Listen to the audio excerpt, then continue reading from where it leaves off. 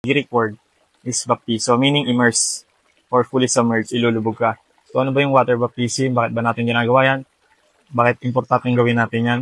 It is reenactment of the baptism of the Spirit. Nung namatay yung Panginoong Kristo sa cross, at tinanggap mo yon, yung pinag-usapan natin kanina, hindi lang si Jesus yung namatay sa cross, kundi ikaw din.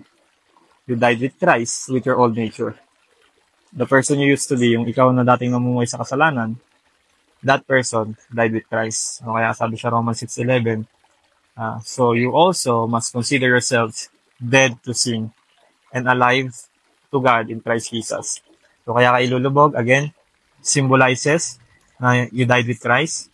Sabi sa Romans 6 verse 4, we were also buried with Jesus by baptism into death, in order that just as Christ was raised from the dead, we too, tayo din daw, might also walk in newness of life.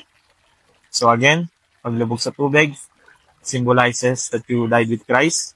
Pag-angat mo sa tubig, it represents that you are reborn spiritually. Newness of life, you are a new creation. No? So underwater means you died with Christ.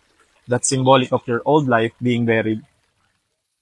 Rise from the water means you rise with Christ.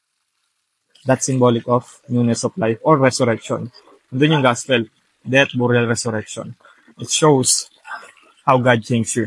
Sabi sa Colossians 2 verse 12, having been buried with Jesus in baptism, in which you were also raised with Jesus through faith in the powerful working of God who raised him from the dead. So bakit natin ginagawa? May tatlong reason bakit natin ginagawa yung water baptism. Unang reason, Jesus got baptized.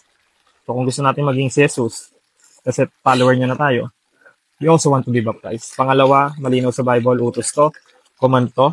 Sabi sa Matthew 28 verse 19. Pangatlo, it is public declaration of your faith.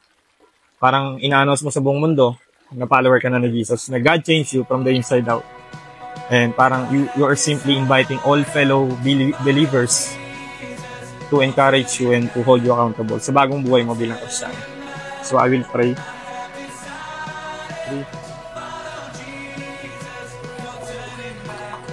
Praise God!